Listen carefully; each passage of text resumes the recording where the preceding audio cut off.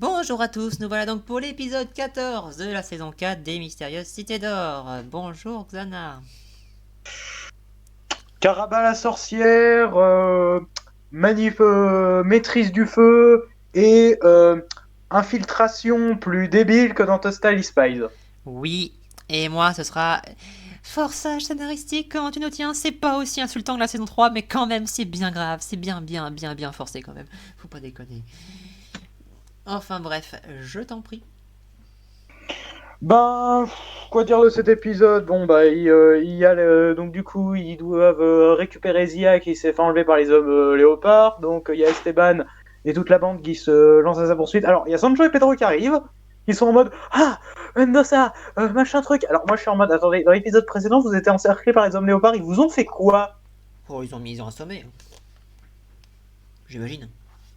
J'en sais rien. Ouais, d'accord. Du coup, ce qui se passe, c'est que bon, ils partent à leur poursuite. Il y en a un qui reste pour les ralentir. Ok, pourquoi pas. Et mais s'il se fait mettre à terre par Mendoza, il se fait maîtriser. Et alors là, c'est un des hommes du village. Homme du village qui leur dit, qui dit, ah bah de toute façon, c'est notre reine qui va décider du sort des IA. Et Tao qui est là, bah du coup, vous emmenez Zia à votre reine. Oui. Merci. Et du coup, ce qui se passe, c'est qu'ils sont en mode ouais, mais on vous dira rien parce qu'on a plus peur d'elle que de vous. Et il y a un gamin qui est là, et puis donc il y a Esteban qui regarde un peu les marques les tatouages, tout ça, machin, et il voit qu'il y a un espèce de salamandre, tout ça, qui vient d'un endroit que apparemment il y a un gamin qui est allé, un gamin du village. Alors, quand même, le truc devait être quand même assez loin parce qu'ils y vont en Condor. Donc comment ce gamin-là y est allé à la base? Pose pas de questions, pose pas de Ok. questions. Ne pas poser de questions, surtout pas ne pas poser de questions. Euh, du coup, ce qui se passe, c'est que bon, il y a ça, donc ils vont à cet endroit-là, ils se séparent, il y a Esteban et Tao qui restent du côté du Condor, et il y a Mendoza et les deux qui vont dans l'espèce de ville abandonnée, là, machin. Donc ils se séparent, il y a confrontation avec les hommes léopards, Mendoza se fait rapidement avoir, même si, voilà, même s'il arrivait un peu à se débrouiller au début, là il se fait avoir assez Oh, vite. n'oublions pas de préciser un tout petit détail. C'est quand que tu sors ton épée pignou devant 6 mecs.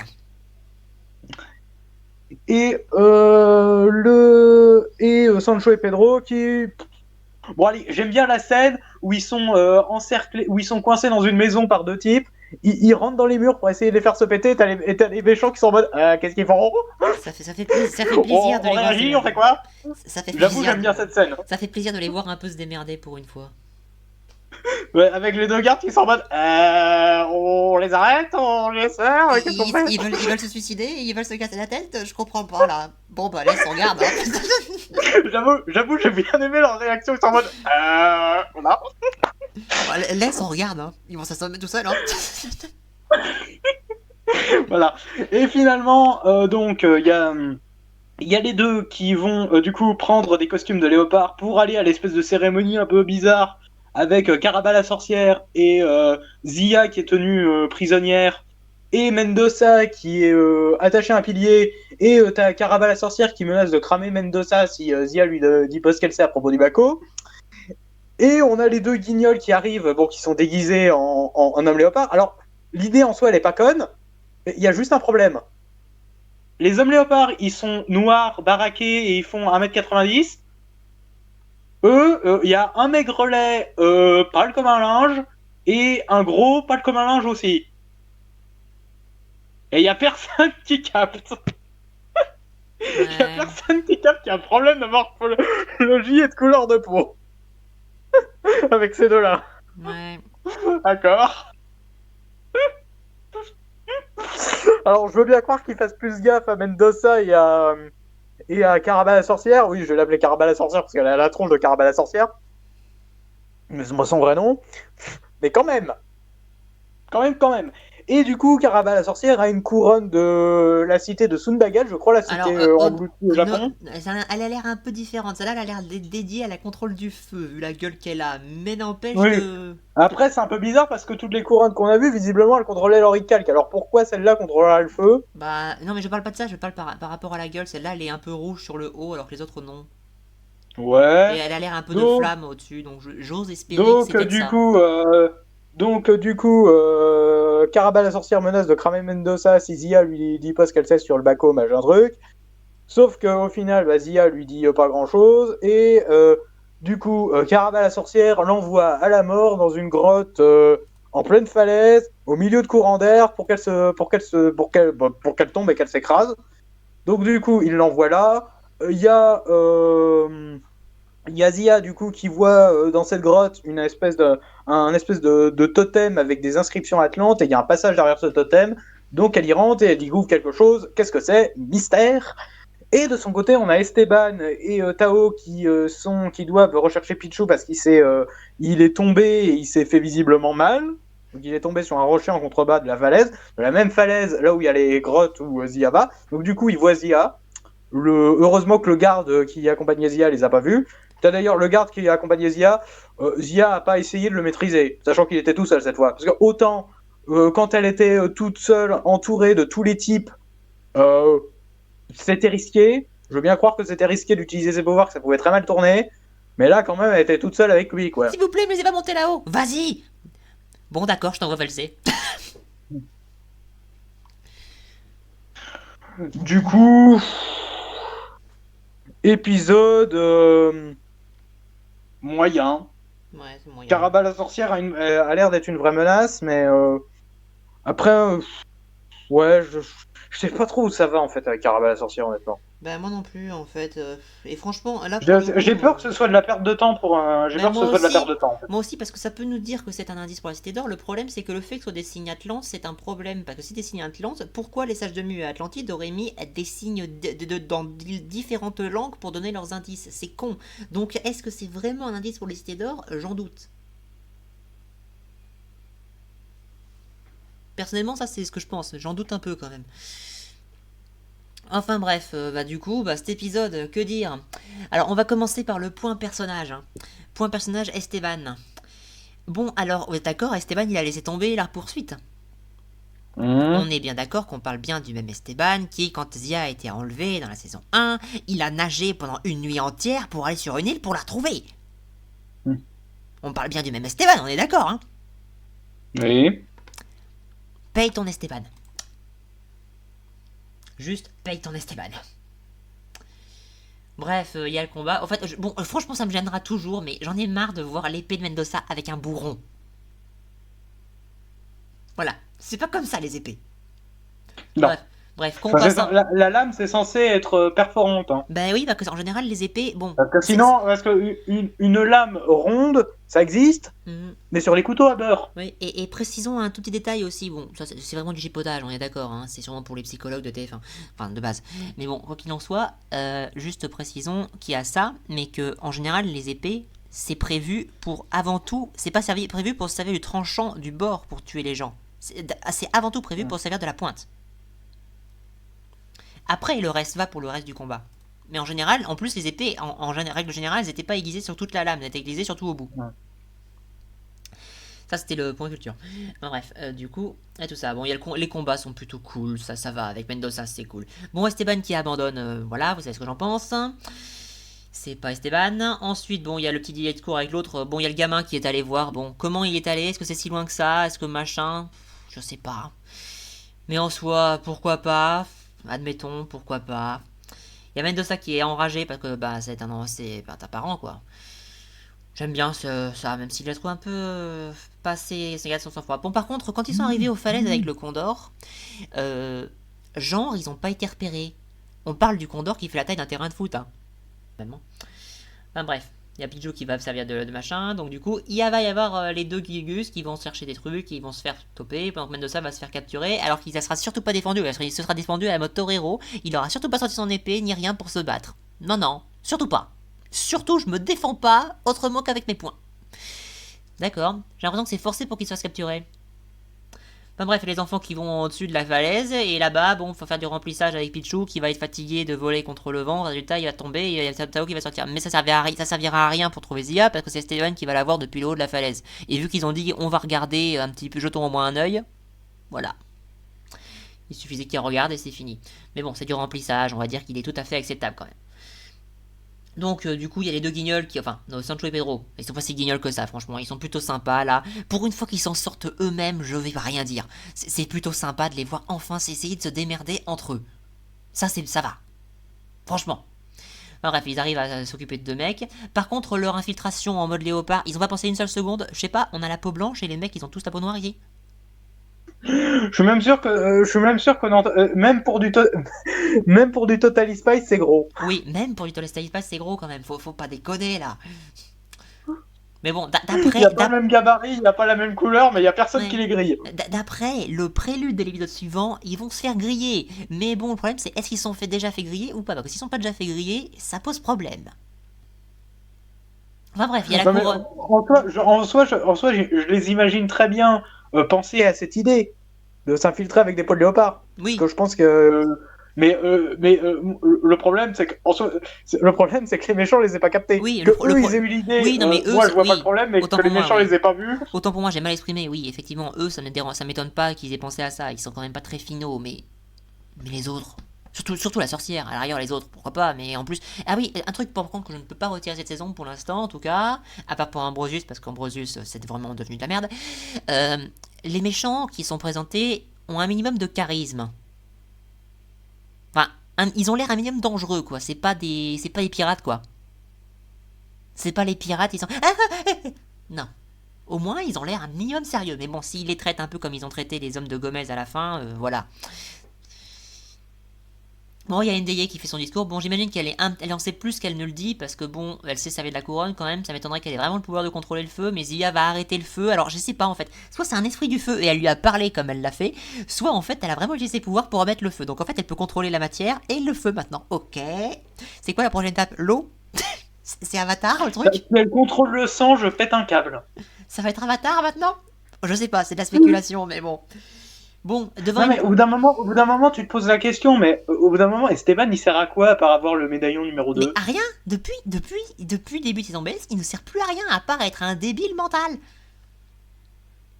Parce que c'est ça le problème, parce que moi, je veux bien qu'on file des pouvoirs à Zia, tout ça, mais bon, filez-en un peu à Esteban aussi, parce que sinon, Oui. Non mais Esteban, il sert plus à j'ai rien, un quoi. laïus, mais même non, donnez pas des pouvoirs à Zia, ou du moins pas des pouvoirs inexpliqués comme ça. Mais quoi qu'il en soit, Zia... En fait, de toute façon, dans les sons BS, Esteban ne sert plus à rien. Ni Tao non plus d'ailleurs. Tao et Esteban ne servent que quand Zia est dans l'incapacité de faire la chose. Dès l'instant où Zia est là et elle a la possibilité de faire la chose, elle l'a fait. Les autres, sinon, ils servent à faire les guignols. Tout le temps, c'est systématique. Même s'ils atténuent un petit peu ça dans cette nouvelle saison, dans cette dernière saison, mais c'est quand même le cas, hein. Faut pas déconner. Enfin bref, les têtes, par contre, les têtes de Mendoza quand il est en train de cramer, bon. Ça va, mais bon, je les trouve un peu. Je sais pas si les expressions sont très. Ça, c'est du chipotage, hein, c'est totalement du chipotage, c'est pas un problème, hein, je précise bien, C'est hein. peut-être l'animation, c'est peut-être la technique d'animation Ouais, c'est qui fait ça. ça, quoi. Je pense que c'est la technique d'animation, mais c'est vrai que ça fait bizarre. Enfin bref, Zia refuse, enfin Peut-être lui. qu'avec une autre animation, ça aurait été beaucoup mieux. Oui, mais Zia elle refuse pas particulièrement de lui dire, elle lui dit juste, bah j'en sais rien en fait, globalement, c'est ce qu'elle dit, hein. Parce qu'elle sait pas. Enfin bref, faut comment utiliser le baco, enfin bref, et du coup, il voit Zia qui est envoyée là-bas, et pourquoi tu te défends pas, ma vieille? Putain, pourquoi tu te défends pas? J'ai peur du mec qui me dit d'y aller. Pourquoi tu te défends pas? C'est ça, de toute façon, depuis l'épisode dernier, elle n'utilise pas ses pouvoirs quand elle devrait. Et d'ailleurs, depuis le début, depuis la saison dernière en plus, d'ailleurs. Mais enfin bref. Mais de toute façon, c'est dans cette saison qu'elle a vraiment commencé, entre guillemets, à maîtriser, donc, on va dire. Donc, à la saison précédente, ça on pouvait pas trop le reprocher. Mais quoi qu'il en soit. Déjà, les pouvoirs de Zia, c'est une grosse connerie, mais bon, si vous les introduisez, servez-vous-en correctement. Voilà, et du coup, bah, Zia, bon, alors sur une sculpture africaine, il y a dessiné. Attends, bon, alors, faudra m'expliquer pourquoi les Atlantes auraient des coutumes ou des trucs type africain. Bon, pourquoi pas, hein, je dis, mais ça me fait bizarre quand même. C'est juste, ça me fait bizarre. Après, pourquoi pas, peut-être que ça a été hérité des C'est Atlantes. peut-être l'équivalent des Marseillais, quoi. Peut-être. Cette faction des Atlantes-là, Ouais, c'est peut-être l'équivalent des Marseillais chez oui, nous. moi je me dis pourquoi pas. Peut-être que la culture atlante, oui, il y a des Atlantes, a grandement influencé la culture africaine. Moi je dis pourquoi pas. Mais bon, n'empêche que, comme je l'ai dit tout à l'heure, l'indice qu'elle trouve, c'est en Atlante que c'est écrit. Donc ça me laisse penser que c'est pas un indice pour la Cité d'Or. Étant donné que ça m'étonnerait que les messages de Mu d'Atlantide aient mis 2 langues différentes pour trouver les Cités d'Or. Ça m'étonnerait beaucoup quand même. C'est un peu con. Après, peut-être que c'est le cas, ou c'est juste une référence, mais non, ça me gêne. Bon, ça c'est qu'une théorie, on n'en sait rien. Mais bon, et bien évidemment, l'indice sera en oricalque, parce qu'on le verra dans l'épisode prochain, le truc machin sera en oricalque. Parce qu'il faut toujours que ce soit en oricalque. C'est pas grave, hein. Mais moi, j'ai un petit laïus à faire. Bon, entre Mendoza qui sort pas CDP, mais pourquoi Zia ne sort pas la couronne à la meuf? Parce que bon, en dernière nouvelle, ça a été introduit dans cet épisode clairement, qu'en fait, ces hommes, surtout, ils la craignaient. Donc, s'il y a une sorcière plus puissante qu'elle, ils vont la craindre encore plus qu'Ndeye. Donc techniquement, il lui arrivera rien. Mais bon, je peux imaginer qu'elle n'a pas eu le temps d'y penser, donc c'est pas trop grave, ça. Mais par contre, la partie quand elle est toute seule avec le mec, je suis désolé, mais non. Enfin bref, maintenant on va faire un petit laïus par rapport à un petit problème. Vous savez ce que c'est que le problème quand on introduit des pouvoirs pétés dans une série? C'est que, comme par hasard, ils sont jamais utilisés dans les moments cruciaux. Parce que le truc là, c'est débile, hein. L'épisode 13, quand elle est attaquée au début, pas de problème, mais elle est surtout pas les autres, ni Mendoza, ni quoi que ce soit. Par contre, à la fin, elle flippe devant le mec et elle utilise surtout pas ses pouvoirs. Parce qu'il faut forcer le fait qu'elle se fait capturer. Voilà. Donc, tout ça, j'en ai rien à. Franchement, je n'ai rien à première vue contre un sort des pouvoirs. Même si dans les cités d'or, c'est un peu con, mais quoi qu'il en soit.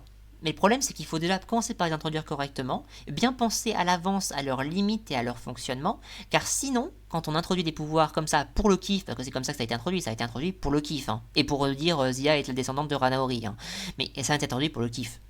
Eh bien, on se retrouve coincé avec une situation où il ne faut surtout pas l'utiliser pour le bien de notre histoire, parce que sinon l'histoire, elle pourrait pas se dérouler. Mais vu qu'on n'a aucune raison on n'a aucune raison logique à l'univers de ne pas utiliser les pouvoirs qu'on lui a donnés, et ben ça pose problème. Alors ça peut passer pour certains, parce qu'ils ils font pas attention aux choses, ou alors ils s'en foutent. Mais quand tu fais attention à l'écriture de la chose et comment ça se passe, je suis désolé, ça passe pas. Bah, c'est comme le Deal Trooper, hein. Regarder Superman affronter quelqu'un, c'est pas intéressant.